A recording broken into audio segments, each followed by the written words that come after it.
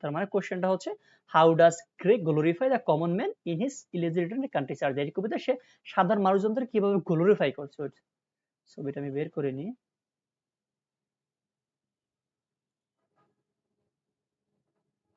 হ্যাঁ, এটা দেখুন সম্ভবত স্টাডি গেট থেকে দিছি নাকি মেইন বই, সম্ভবত এক্স্যাক্টলি মনে নেই। আছে ওইটা আমি দেখালে 143 পেজ স্টাডি গাইড নাকি মেইন বই। 143 এটা মেইন বই থেকে দিয়েছি, না না স্টাডি গাইড থেকে, সরি স্টাডি গাইডের 143 নম্বর পেজ ওপেন করুন, ওপেন করে আমাকে জানান, আমি শুরু করতেছি।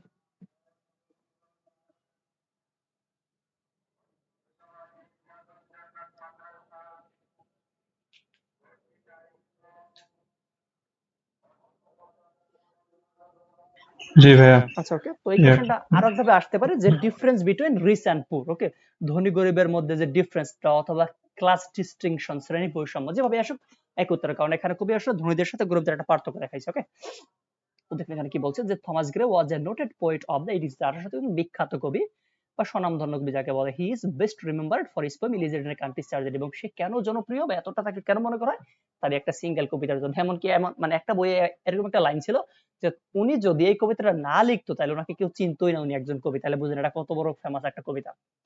বলছে the poem is appreciated for its technical perfection and universal sentiments expressed in admirable and quotable verses। এই কবিতাটা এত বেশি প্রশংসিত হয়েছে কেন?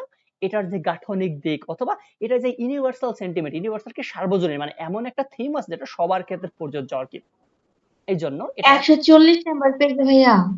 না না 143 ভাইয়া, স্টাডি গাইডের 143 হয়েছেন কি মনিরা? আমার এখানে তো 40-এ দেখতে পাচ্ছি প্রশ্নটা আর কি। আচ্ছা, যে পেজে থাকুন যদি পেয়ে থাকেন তাহলেই হলো। 44 কয়টা নাকি how does grey glorify the common man, এটা? হ্যাঁ হ্যাঁ হ্যাঁ ভাইয়া। আচ্ছা আচ্ছা ঠিক আছে, ও যদি উত্তর মিলে তাহলেই হবে, সমস্যা নাই। আমার এটা অনেক আগের এডিশন, তো এটা হচ্ছে কত সালের, এটা হচ্ছে 2013 সালের। আচ্ছা যাই হোক, ওকে। তো এরপর বলছে in this poem the poet records his impression on seeing the graves of unknown villagers in a churchyard. যে আচ্ছা চার্চইয়ার্ড মানে হচ্ছে চার্চের সামনে যে ছোট জায়গাগুলো থাকে আর কি, উঠানের মতো, ইয়ার্ড শব্দের উঠান। তো কবি ওই মানে চার্চইয়ার্ডে বসে আননোন ভিলেজারদের কবরগুলো দেখে তার মধ্যে যে ইমপ্রেশনটা আসলে সেটাই আসলে এখানে রিপ্রেজেন্ট করছে। ওকে, এই কবিতাতে মানে মানুষের কবর দেখে কবির মনের অনুভূতিটা শেয়ার করছে। আচ্ছা এবার দেখি যে ওয়ান্স ইন অ্যান ইভিনিং, একদিন বিকেল বেলা, দ্য পোয়েট ওয়েন্ট টু এ চার্চইয়ার্ড, সে একটা চার্চইয়ার্ডে যায়। অবশ্যই চার্চইয়ার্ডের সাথে সে নিজেই সম্পৃক্ত ছিলেন আর কি। ওকে, সেই এলাকাটার নাম হচ্ছে স্টক পগেস, STOKESPOGES, স্টক পগেস গ্রামের একটা চার্চইয়ার্ড ওনাকে মেবি হচ্ছে সমাহিত করা হয় যতটুকু আমার মনে পড়ে। যাই হোক, তো বলছে there was an atmosphere of loneliness and gloom all around, যে মানে যেহেতু সময়টা বিকেল বেলা একটু থমথমে মনে হচ্ছিল, যেন একাকিত্ব বোধ বা নির্জন, একটা নির্জন লাগতেছিল আর কি চারপাশে। আর আর হচ্ছে কবরখানাতে দেখবেন এমনি তো এরকমটা সাধারণত মনে হয়। বলছে he saw before him many graves covered with grass, সে কি দেখতে পায় তার সামনে অনেকগুলো কবর আছে এবং সেগুলো কি ঘাসে মানে আচ্ছাদিত আর কি, বা অনেকদিন আগে কবর দিয়েছে তো ঘাস হয়ে গেছে। দ্য গ্রেভস আর those of some unknown villagers lying buried there, এবং ওইখানে মানে কবরগুলো কাদের ছিল? এই গ্রামে যে সমস্ত মানে কৃষক ছিল আর কি তাদের, এই জন্য বলছে আননোন ভিলেজার, যে তাদের নামগুলো মনেও রাখা হয়নি। স্পেশালি দেখবেন খ্রিস্টিয়ান যে কবরগুলো ওখানে কিন্তু নাম খোদাই করে রাখা হয়, যারা যত ধনী তারা অত সুন্দর ভাবে সেই মার্বেল পাথর টাথর দিয়া নাম খোদাই করে রাখে, কিন্তু এরা তো গরিব, সুতরাং এদেরটা সেই ওরকম খোদাই করে রাখা হয়নি, এই জন্য বলছে আননোন ভিলেজার, বেনামি বা নামহীন। এখানে কিন্তু গরিব আর ধনীদের একটা ডিফারেন্স দেখানো হয়েছে, ক্লাস ডিস্টিংশন বা হচ্ছে ক্লাস কনসিয়াসনেস আছে। ওকে, তো বলছে সিইং দিস, এইগুলা দেখে the poet mourn the death of those unknown brothers, সে কি তাদের জন্য শোক করছে একটু। He meditates on the simple but noble life of the rural people, সে কি ওই যে গরিব যে লোকজন কি বলছে যে সিম্পল, তারা সাধারণ জীবন যাপন করছে, বাট নোবেল লাইফ কিন্তু মহৎ। ওকে, মানে তারা খারাপ কিছু করেনি আসলে। ওকে, যদি তাদেরকে সুযোগ দিয়ে হতো তাহলে অনেক ভালো কিছু করতে পারতো, তো তাদেরকে নিয়ে সে একটু ভাবছে, যেটা বলছে হি মেডিটেটস। এরপরে কি বলছে the poet says that those who are buried they are lead a simple life, কবি কি বলছে এখানে যারা শুয়ে আছে মানে কবর অবস্থায় আছে, মানে যাদেরকে এখানে কবর দিয়েছে তারা খুব সাধারণ একটা লাইফ অতিবাহিত করছে। They work hard in the field, তারা কঠোর পরিশ্রম করছে, এন্ড আর্ন দেয়ার লাইভলিহুড, এবং এভাবেই তারা তাদের জীবন বা জীবিকা নির্বাহ করেছিল আর কি বা করছে। They were united in their effort, এবং তারা তাদের চেষ্টায় স্থির ছিল, মানে হচ্ছে দেখবেন যারা ধনী তারা আজকে এই কাজটা করে, এটা সাকসেসফুল হলে আগামীকাল আরেকটা করে। বা যারা গরিব তাদের একটাই কাজ থাকে সাধারণ, যে এইটা করে আমাকে খেতেই হবে, মানে ওইটাই করতে হবে যত যাই হোক না কেন। এই জন্য বলছে they were united in their effort, তারা তাদের প্রচেষ্টা সম্পূর্ণ স্থির ছিল, ওই একটাই। They found pleasure in what they did, তারা আসলে যা করতে এগুলো তারা আনন্দ খুঁজে পাইতো আর কি। ওকে, কারণ ওটাই তাদের মানে বলে না যে সেই সুকান্ত ভট্টাচার্যের মধ্যে পূর্ণিমার চাঁদ যেন ঝলসানো রুটি, মানে ওইটা যে একটা জিনিস, এটা তখন আর মনে হয় না, ওটাকে ঝলসানো রুটির মতো লাগে আর কি। তো তারা জানে যে আমাদের মানে রুটি রুজি হচ্ছে আসল। তো এখানে আমাদের যদি কষ্ট লাগে আনন্দ খুঁজতেই হবে। ওকে, যদি মানে আনন্দ না লাগে তাইলে আর বলে না যে যেখানে মানে প্রফেশনের চাইতে প্যাশনটা হচ্ছে আগে, যেটাতে মানে প্যাশন থাকে, যত কষ্টসাধ্য হোক কাজ হোক, বাট আপনি সেটা করতে পারবেন। কিন্তু যেটাকে আপনি মানে প্রফেশনালি দিবেন, বাট যদি সেখানে ওরকম আবেগ অনুভূতি না থাকে বা ভালোবাসা না থাকে কাজের প্রতি, তাহলে ওটা করে আসলে অতটা শান্তি পাওয়া যায় না। তো কবি আসলে এটাই বোঝাতে চেয়েছেন যে ওনারা জানতেন এটা কঠোর কাজ, বাট তাও যেহেতু ওনাদের কাছে ওইটাই রুটি রুজির সোর্স ছিল, সো এটাকে ওনারা ওগুলা করে ওনাদের ভালো লাগতো। আচ্ছা, কোথায় ছিলাম আমরা?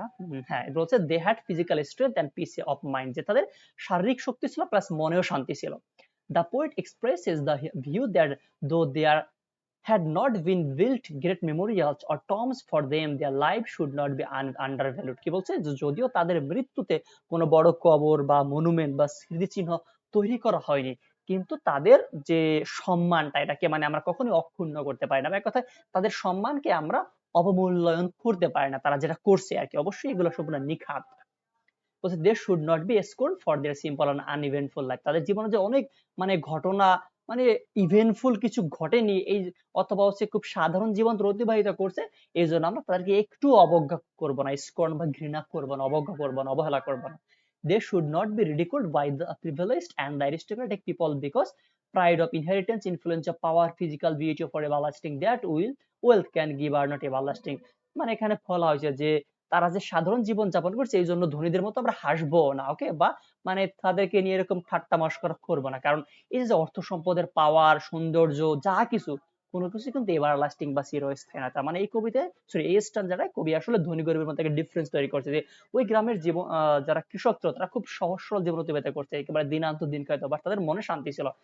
সুতরাং তারা যে মারা গেছে, তাদের সে মারা যায় কেন্দ্র করে যে বড় কিছু তৈরি হয়নি, এতে আসলে তাদেরকে অবমূল্যায়ন করার কোনো কারণ নাই। কারণ যাদের মানে অর্থ সম্পদ টাকা পয়সা আছে, এগুলো কিছু যাদের সাথে যাবে না বা এগুলো চিরস্থায়ী না। এক্ষেত্রে এক্সাম্পল হিসেবে দেওয়া যেতে পারে সেই অজাইমেন্ডিয়াসের কথা, যে সে একটা লাইন আছে ওই কবিতাতে শৈলীর লেখা, যে আই এম অজাইমেন্ডিয়াস, যে I am Ozymandias king of kings, যে আমি রাজাদের রাজা। অথচ মারা যাওয়ার পরে তার যে এটা স্কাল্পচার বা ভাস্কর্য, যেটা সেই পাথরের মানে সরি বালুর মধ্যে মরুভূমিতে পড়েছিল, তাও অর্ধেক ভাঙা অবস্থায়। এই হচ্ছে ক্ষমতার দর্প বা অহংকারের যে মানে চূর্ণ হওয়া। তো কবি এটাই বলতে চেয়েছে যে এই কবিতা একটা বিখ্যাত লাইন কিন্তু, all the paths of glory lead us but to the grave, যে যত বড়ই হোক না কেন তাকে কবরে শায়িত হতেই হবে, এটা ইউনিভার্সাল। ওকে, এটা কিন্তু ইউনিভার্সাল থিম, আমরা সেই ইন্ট্রোডাকশন করছিলাম যে এই কবিতা এত বেশি জনপ্রিয়তা পেয়েছে কেন, ইউনিভার্সাল থিমের জন্য।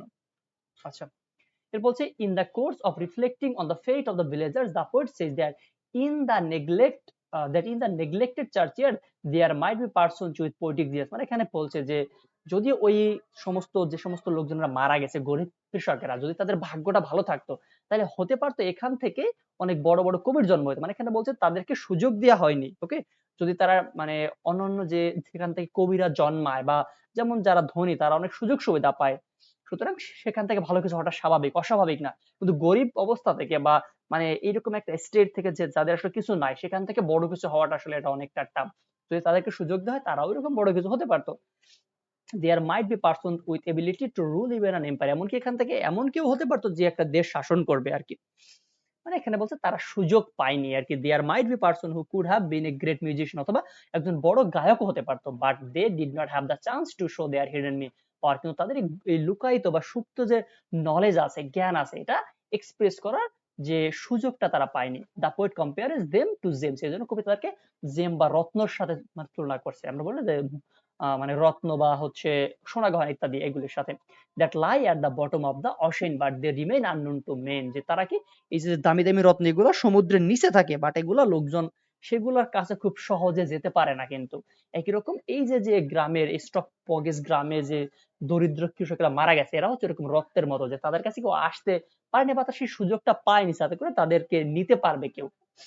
এরপর বলা হয়েছে Similarly, there may be many beautiful flowers in the desert, but they may not come under the notice of human beings. হ্যাঁ, এরকমটা হতে পারে যে মরুভূমিতে অনেক সুন্দর সুন্দর ফুল আছে, বাট সেই মরুভূমিতে আসলে কোনো লোকজন তেমন একটা যায় না, কারণ ওখানে মানে অনেকটা যে বিপদ সংকুল থাকে সেই জায়গাটার জন্য লোকজন ওখানে ফুল আনতে যায় না, যদিও যত সুন্দর ফুল থাকবে না কেন একই রকম এই লোকজনদের অবস্থা। এখানে ভালো লোকজন থাকতে পারে কিন্তু তাদের সংস্পর্শে কেউ আসেনি বা তারা কারো সংস্পর্শে যাওয়ার সুযোগ পায়নি। This might be the case with the villagers also, একই ঘটনা সেই ভিলেজারদের সাথে হয়েছে। There may be among them someone as brave as Hampden who revolted against the injustice of the king, যে এখানে হতে পারতো হ্যামডেনের মতো অনেক সেই সাহসী মানে কেউ এখানে জন্ম নিতে পারতো বা হয়তো জন্ম নিয়েছিল, মানে সে কিনা রাজাদের এগেইনস্ট বিদ্রোহ করছে, বাট সেই সুযোগটা তারা পায়নি আর কি, যে তারা হ্যামডনের মতো হবে। There may be among them with high poetic power like John Milton, অথবা জন মিল্টনের মতো বড় কবিও তাদের মধ্যে থাকতে পারে। There may be among them such হ্যাঁ such able military leader like Cromwell, অথবা সেই যে ক্রোমওয়েল তার মতো অনেক বড় বড় যে মিলিটারি যোদ্ধা এখানে থাকতে পারে। কবি এটাই বলতে চাইছে যে যারা মারা গেছে এদের মধ্যে অনেক বড় কেউ হতে পারতো যদি সুযোগ দেওয়া হয়তো, অনেক বড় লিডার হতে পারতো ক্রোমওয়েলের মতো, অনেক বড় গায়ক হতে বা হচ্ছে অনেক বড় কবি হতে পারতো জন মিল্টনের মতো, অথবা অনেক বড় একজন ব্যক্তি হতে পারতো হ্যামডনের মতো, বাট তারা সেই সুযোগটা পায়নি। যে but no one knows the music, তাদেরকে জানে না। এরপরে বলছে it is true that the villagers had no opportunity to show how great they could be, তার মানে এটা সত্যি যে এই গ্রামের যে গরিব লোকজনরা ছিল তারা সুযোগ পায়নি তাদের যে জিনিয়াস বা তাদের যে মানে মহত্ব এটা মানে শো করার কিংবা দেখানোর। যে যেমন আপনার সুযোগ থাকলে আপনি নিজেকে এক্সপ্রেস করতে পারবেন, সুযোগ না থাকলে আপনি কিভাবে করবেন। But they had been able to keep them away from how many sorry away from many ignoble things, কিন্তু তারা নিজেদেরকে সমস্ত খারাপ জিনিস থেকে দূরে রাখতে পারছে, মানে তারা সোলের দিক থেকে সম্পূর্ণ পবিত্র আর কি। They did not commit any crime like kings and emperors, তারা রাজা বা সম্রাটদের মতো কোনো অপরাধ করেনি। They did not perpetrate genocide আর ব্লাডশেড, যারা কোনো রক্তক্ষয়ী বা মানে এক কথা গণহত্যার মতো কোনো অপরাধ করেনি। টু কন্টিনিউ দেয়ার মিসরুল, তাদের এই যে শাসন করার মানে তারা তাদের শাসন কন্টিনিউ করার জন্য, এখানে বলছে রাজা বা যারা সম্রাট তারা অনেক সময় মিসরুল করে হচ্ছে বা হচ্ছে মানে খারাপ ভাবে তাদের যে শাসন পরিচালনা করে, কিন্তু এরা এরকম কিছু করেনি। They have been fortunate enough not to do anything against their concern, যে তারা তাদের বিবেক বহির্ভূত কিছু করে বা তাদের বিবেকের বাইরে গিয়ে তারা কোনো কিছু করেনি। They did nothing to hide the truth or do any shameful act which the privileged and wealthy class are accustomed in doing, মানে এখানে বলছে তারা আসলে ওয়েট লাইনটা যে এমন কোন অপরাধ করেনি সেটা তারা লুকায়, মানে এক কথা সত্যকে তারা লুকায়নি। সাধারণত যারা ধনী ব্যক্তি এরা কোনো অপরাধ করলে সেটাকে লুকিয়ে রাখে, কিন্তু এরা ওরকম কোনো অপরাধ করেনি, সুতরাং তারা সত্যের সাথে সবসময় থেকেছে আর কি। Moreover they did not have to live a life of anxiety like the town dwellers who are always after riches and cheap pleasure, যে এবং তারা সেই শহুরে যারা লোকজন এদের মতো সেই মানে অসুস্থ মানসিকতার জীবন যাপন করে না, যারা কিনা শুধুমাত্র ধন দৌলতের পেছনে ছোটে, ওকে সস্তা আনন্দের পেছনে ছোটে, এরা কি মহৎ ভাবে জীবন যাপন করে যদিও এরা গরিব ছিল। তার মানে এইভাবে কবি আসলে সেই স্টকপগেস গ্রামের সাধারণ লোকজন তাদের জীবন কাহিনী বর্ণনা করছে, যারা মানে খুব সাধারণ জীবন অতিবাহিত করছে, তারা দিন আনত দিন খেত, বাট তাদের মধ্যে শান্তি ছিল, তারা কাজ করতে আনন্দ পেত, তারা সুযোগ পেলে অনেক বড় কিছু হতে পারতো কিন্তু সুযোগটা পায়নি। অথবা যারা বড় লোক তারা অনেক খারাপ বা অপরাধ করে, কিন্তু স্টকপগেস গ্রামে যারা গরিব কৃষক ছিল এরা কোনো অপরাধ করেনি, সুতরাং তারা সবসময় সত্যের সাথে ছিল। সো তাদের লাইফটা অনেক মহৎ আর কি। লাস্টে বলা হচ্ছে ইন দিস এভাবে with the help of some striking but memorable similes and metaphor, যে কবি এরকম সিমিলি মেটাফর ইউজ করার মাধ্যমে দা পোয়েট হ্যাঁ যে the poet tries to glorify the simple life of the villager, সে সেই গ্রামীণ যে সমস্ত লোকজন ছিল মানে ওই এলাকায় তাদের যে সাধারণ বা সাবলীল বা যে জীবনধারা সেটা আসলে রিপ্রেজেন্ট করছে, and condemn the life of the privileged class, এবং সে ধনীদের জীবনটাকে এখানে কন্ডেম বা হচ্ছে মানে হেয় করছে একটু বা হচ্ছে অপদস্থ করছে, হু live in the urban area, যারা শহরে থাকে। তো এই হচ্ছে মোটামুটি কমন মানুষের জীবন এই কবিতায় কবি কিভাবে রিপ্রেজেন্ট করছে, এটা কি বুঝতে পারছেন? ওকে ভাইয়া, তো হচ্ছে আজকে এতটুকু থাকুক। নেক্সট ক্লাস আগামীকালকে আমার রাতে 2টা ক্লাস আছে, দুপুরে একটা আছে ক্লাস। তো আগামীকালকে আপনারা চাইলে সকালে করতে পারবেন। সকালে আমি সাধারণত ফ্রি থাকবো, সকাল 10টা বা 9টা আপনার যে সময় পড়েন সমস্যা নেই। যেহেতু আপনাদের এই এক্সামটা হচ্ছে কয় তারিখে, 6 তারিখে নাকি? 2 তারিখে ভাই। আচ্ছা 2 তারিখে, তার মানে আমাদের হাতে সময় আছে আর কয়দিন, 27, 28, 29, 30। ওয়েট আমি একটু দেখি যে আমাদের পার্সি আছে কয়টা। ওয়েট